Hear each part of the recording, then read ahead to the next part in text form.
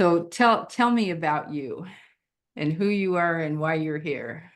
Okay, well, we're here with you because you called out for health coaches, and Isabel and I are very good with the healthy mind, which we helped each other to come to this clarity about how important it is and how supportive it is to have a healthy communication, and how easy also it is through the way we grow up to have an automatic freeway behavior that suddenly might not be as supportive or as respectful as it can be.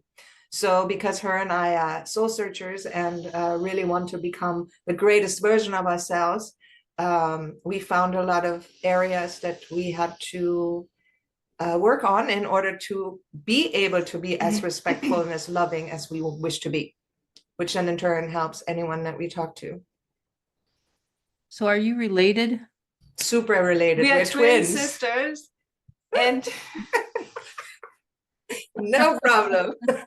Yeah, identical twins even. we're identical twins. We don't look it, but yeah, mom says we weren't one. No, the baby pictures we totally look alike. It's just that our personalities are partially very different. And so we translate that into our looks on it in a different way, right? Like I like short hair, that's my character, and blonde, and Isabel kept a pretty much natural color, and she likes long hair and she likes wear dresses and I don't, and blah blah blah. So we kind of divine masculine feminine is like playing around in certain areas. We're very on the other side. Yeah, I think that you look alike. Now that we said it, you're so cute. That's why you asked. That's what she asked. That's true. That's true. Because you started out with "Are you related?" I love it. So were you both grew up in Germany, right? And how long ago did you come to the United States? It's 22 years for me and 32 for Corinna. And you're both musical? Yes. We grew up with music. Parents were singers, lots of singing in the house, in the car, and they sang in the shower, and we sang in the Everywhere. we said yeah. We started singing with performing. 8. We started performing in the town because we're the twins, And Where God did gives our Frankfurt? voices. You were in Frankfurt, Germany. area of Frankfurt. Yeah, very small town, half an hour south, like 6,000 people in that town. We grew up very sheltered and beautiful with lots of nature and great friend circle. Really nice. Yeah, my uncle was from Berchtesgaden. Did I say that right? Back to Berchtesgaden. Berchtesgaden. Yeah, It's a really hard. That's one of the hard ones to say. Berchtesgaden, yeah. He said he taught skiing, but he didn't even know how to ski until he got the job. So Yeah. Okay, Sometimes that's how it goes. I like what is it? Adventurism. Yeah. Okay, and you were separated for 10 years? We separated ourselves. Yeah, nobody did this to us. It's just Oh. that I went to America and Isabel didn't at first. Okay. And how old were you then? I was 19. Okay, so a lot of things change between 19 and 29, don't they? Lots of things have changed, yeah. Were you a lot more alike each other when you separated at 19, or did you still see a lot of differences? I mean, there have always been things we are very similar and always where we're not. But what the biggest thing that I saw when we were not together for 10 years is that when we would come together, we would choose a lot of the same colors for clothing. We would wear a lot of similar clothes, but character-wise, I think, I don't know, we did definitely learn our own stuff in these 10 years apart, with Isabel still being closer to the family and the family dynamic, and not me. Yeah. And I think there was also a little more appreciation here for when we split up, to then see what that actually is that we had. I didn't have that as much, but Corinna had to see that with distance. There was also very much a coming to own power, empowering oneself, disconnected from this consistent what's the word? Unity comparison. dynamic. No, I mean comparison. There's a consistent comparison when you have a twin sister. There's a lot of like people. It happened that somebody says Corinna, and I said no, I'm Isabelle, and they say, well, it's the same. Well, but it isn't. So Um, finding your own center and stuff was easier when we were apart, I think. And then coming together brought up all the childhood issues that we then had to together And the work automatic through, behaviors. because our upbringing was a little difficult. So getting all these patterns out of our system and learning to communicate and learning to allow each other to be, that's all the things that we learned then that we did with each other when we came together. We had to. Otherwise, now you work together, so you see each other all the time, right? well, it's also, you have a choice. You can either you want to make something work as a relationship, or it's so and it was so incredibly difficult with each other. If she hadn't been, I said it many times, and it's the truth. If she hadn't been my twin It's sister, your truth, I know. it's my truth. If she hadn't been my twin sister, I would have walked away, because it was so incredibly difficult. But because she's my twin sister, and I wanted to make it work, we stayed in it. That's very, I think, unusual for relationships in general, and only worth it maybe if it is a true soul connection, heart connection, or family that we Well, the forced to biggest stay thing and work is through it. the biggest thing is too that it's not like I abused you. It's that you had this is the fascinating thing I think about life itself. How the perception is its own world. Like my understanding of what's happening with my sister when there is an altercation is completely different than hers, which only proves to me that our reality is truly guided and led by our own trauma and our own our own healthy ways of It's looking our at own perception. Yes, from it's the point very of view, unique. with all our past and injuries and whatever we learned. And to say, how could you, I would never, or this isn't true or whatever, these sentences do not support anyone because they are true to the other. And they are perceived by the other as a different world. This is, I think, the biggest thing that humanity can we can all learn to become something greater by allowing each other their own truth. We're called our truth because we believe we come together in the belief that life is love, that we have in common completely, and that we wish to be love in every moment. But that is the only truth that is 100% united in us. The rest is like very individual truths. Well, there's more, right? We're made of love. It's all about love. Right. When it comes to love, we both agree. Yeah. You say that love is appreciation. What do you mean by that? I mean that when I thought about the energy in the field, it's like how to describe love. And at some point it came to me, it felt like it is appreciation. And when I felt that, appreciation means that I see the value in things. And I felt that the field that I'm in is appreciating me, is consistently valuing me. So if I am in a negative mind space, it will value that too. It's energy that I'm sending out and it's returning to me, and it is with value. So whatever I say I am, I'm being valued for that. Yes, more of it. Yes, I appreciate you. I love you. That's the love that I felt. And so it felt like that's the truest thing about our energy, that that love is appreciation, seeing the value in things. And that means also for Corinna and I and our interaction, when things were really difficult, to see that it's actually, there's a value to it, and I can detach myself from the separate Corinna and see her as my reflection. So we came to a point in fights where it's uncomfortable, but instead of saying "you doing," I say "thank you for showing me. This is really different."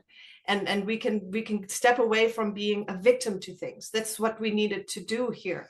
We needed to not be victim to each other, because we showed us the deepest core issues, the deepest core wounds that we both had in this life from whatever, or what we came here to resolve. You both have significant others? No. I was wondering how it would be different between the two of you and a significant others. I can't even imagine telling my husband, thank you for showing that to me. Well, I kind of feel like If you start doing that. And I do appreciate him. See, I believe that Isabelle and I are healing all our wounds so that we can really have a solid relationship. And I believe, and I think you do too, that once we fix that really on a very solid level, because there's still moments of really not solidity, but once we fix that, we can be with anyone. Then And you'll be ready. yeah, unless, I mean, of course, the person has to resonate with us. And so there are certain ways that we communicate with that has to already resonate, right? Somebody who doesn't believe in spirituality will be very difficult to have this conversation with, or even be around the way we are, you know, but absolutely then if they do. I would say that in any relationship, appreciation is the key, because that's love. Yes. And once we did that and we were able to not take it personally, it's all 100% personal, but that doesn't mean I have to take it personally. It's personal because it's my own energy, but I don't have to say like she's harming me right now. I can see it as you're showing me where I can improve. I think every relationship would benefit from this mindset. That even you with your husband, like if there's really is something you really dislike about him, that you look at yourself, like what's the energy I'm carrying, that this comes out in him, because we are mirrors to each other, especially in those intimate relationships with partners, and here with my close twin sister. Yeah. And my child, if you want, I have a child. Right. Okay, so we're actually talking about what does it mean to be authentic. So let's define authenticity. What is it? Yeah, go ahead. So to me, authenticity is that I am aligned with myself. And alignment means that I actually function with the energy that's around me. And the energy, like I said, to me, the energy around me is appreciation. So the alignment, my alignment with the appreciation that's being authentic. And then not everything that I think or believe has to be addressed. But when I speak my truth.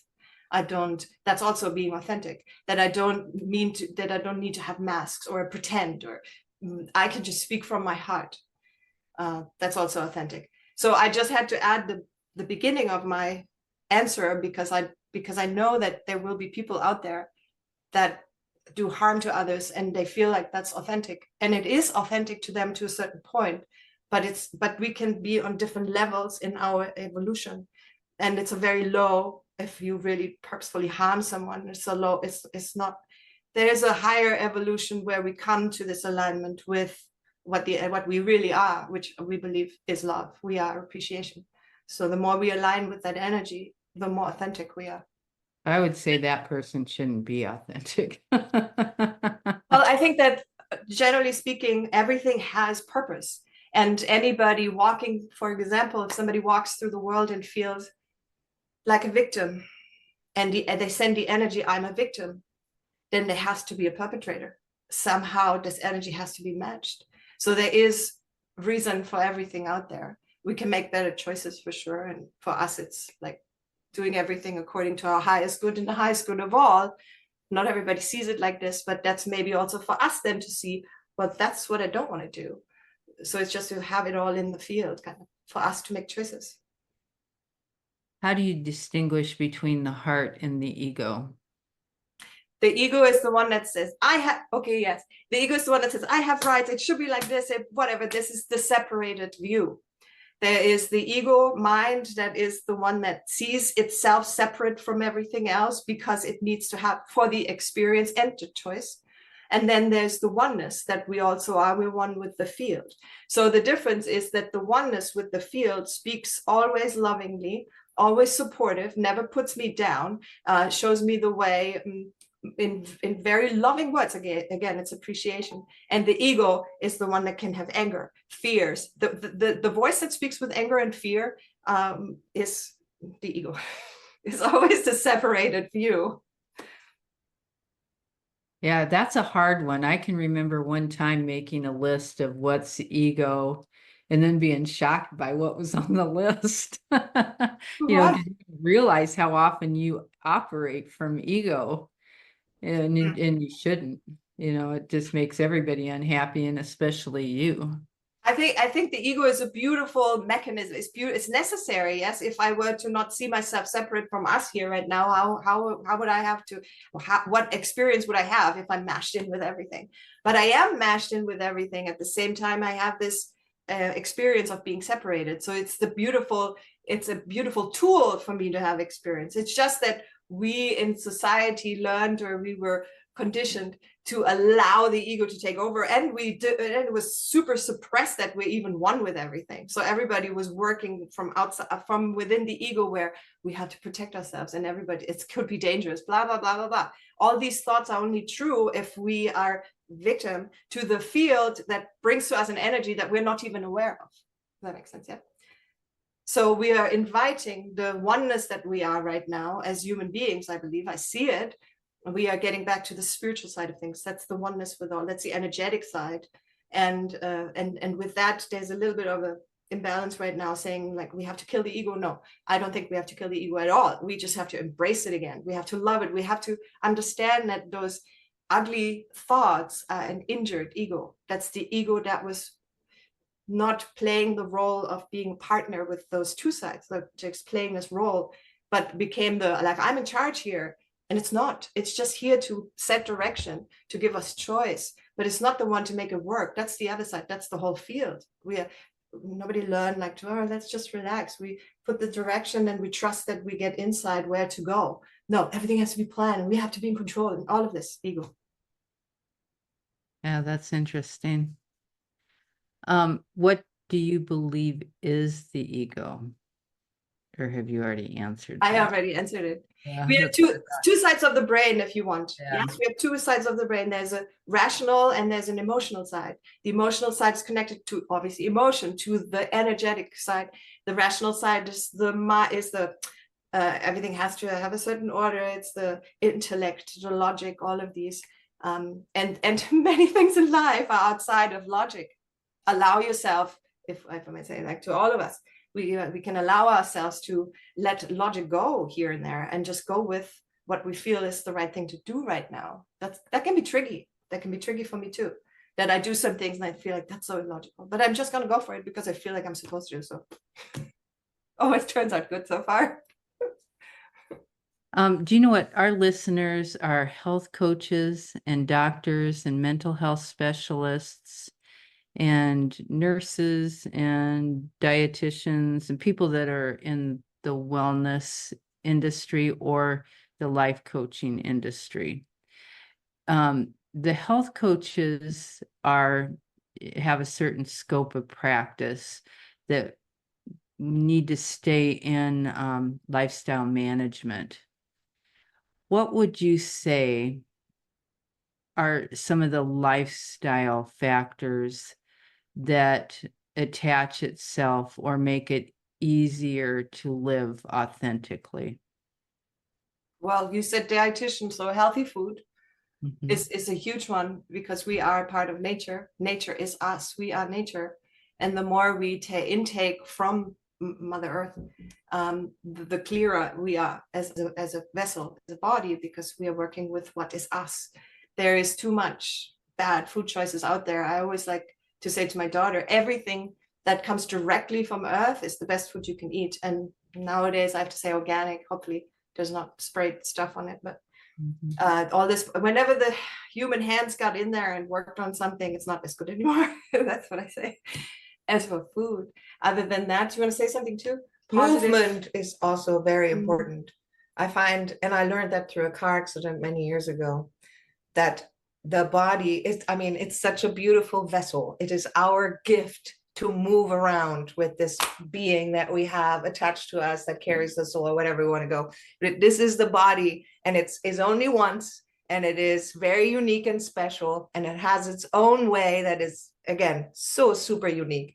And if all of us could embrace this being that we are more, and I think that has a lot to do with mindset too. I totally agree that the food matters, because everything is energy, and life itself gives us the purest, most beautiful energy. And so it will always be supportive, I believe. Nature is.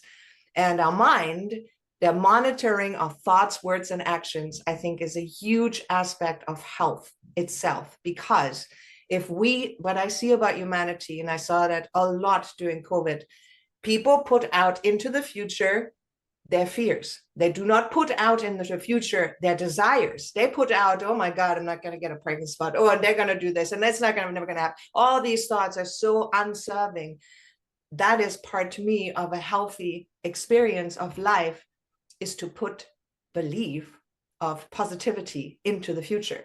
And it is also the words, because when I say, and I don't, but if I were to say I'm a failure, or I cannot do this, or I monitor my thoughts a lot, but I do remember there was a time when I was younger where I didn't monitor them.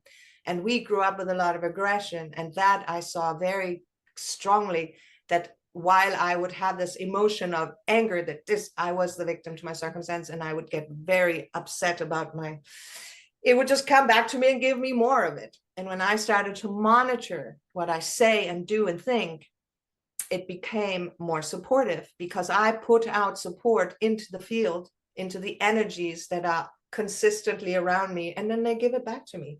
It is so magical. That is part of what I believe makes life magical, because it's so nice to see how it reflects back that which we put out, which gives us a lot of responsibility, but so much power. This is one thing too about authenticity, where humanity was misguided, I believe, that a lot of us want to know what the other one thinks in order to make their thought more solid, where truly it's inside. The answers are inside. For me to ask, what do you think? Or how do you, that's all taking away that I actually know. That when people ask me, which one do you think is better, or should I have this or that? I love to say, put your hand on your heart and ask yourself, because the answer is there. And the outside oftentimes actually misguides. It misleads us from ourselves, from that authentic self that we have, from these true, unique desires and feelings that are meant to be supported and not just pushed away because somebody else thought no. That's not anybody's business. Truly, we have all the answers, I believe. So that has a lot to do with a healthy experience of life, by knowing that you have the answer and knowing that you can do this. Believing is a big one. I think if I may add one more thing that I feel like is also really beneficial for a healthy mind and a healthy living is, and we all have to get away from being victim. This is huge. This is so huge. This is so incredibly big in the field that the majority of us still feels like victim to our own circumstances, our best upbringing, our blah, blah, blah. Environment, whatever it is. And we will, because we always get back what we believe, we will stay victim if we believe that. So it's really breaking away from that pattern in which we think we don't have the power other than reacting to what is, because the power, we have so much power, it begins before the situation. This is where it actually begins. In the present moment, I create the future. In the future, I'm seeing my past. So I mean, in the present, I also see my past. That's how it is. So right now, in this moment, this is a reflection of what just happened before. So in this present moment, to stop thinking that I'm a victim and I have no power. This is so, I can't even, this is so huge. It's like the biggest thing in the field. So you may have already answered this question. What do you think is the key to peace of heart and mind? Yeah, to believe that we are loved. I actually would say the fact that I can believe that life loves me that's really giving peace. I'm being loved. Life loves me. Life supports me. Things are for me. Everything that's given to me, I have everything I need to handle it. These things. I also think it's important to understand that giving love does not make it less. Giving love makes it more. So the more we give, you didn't say that, but I'm saying a lot of people, I don't understand, because a lot of people think like, oh, if I give this love to them and then they feel like I didn't give enough, but it doesn't work that way. That's us creating in the same moment of giving something, also putting out into the future the thought that is against us. So love is, the more we give, the more we receive. It isn't me giving love to one doesn't give another less. It actually creates the possibility for even more in every direction. So love is so, again, like I love to use the word magical, because I do think life itself is magical. And there's so much to go around if we pay attention and if we believe. I think, again, believe is a huge aspect of being able to experience things by believing that it is possible and not shutting it down by it's never going to happen. You know, these thoughts again are so against us. And I also believe that protecting life by knowing that life is so precious, and I mean this about animals, plants, and people. I mean this about anything that is alive, it deserves, I believe, to be respected and supported.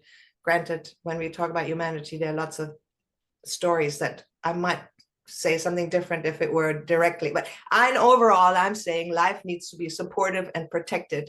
And the more I saw, the more I did this with everything in my world, the more I'm getting this feeling back. I am protected. I am loved. It's incredible. Yeah, it's incredible how life reflects itself so beautifully if we start being more attentive towards what we're really doing with it. Thank you for our talk. Thank you so much for being here today. Thank you, Kathy. Kathy. Absolute great week. pleasure. Thank You you too. too. Bye.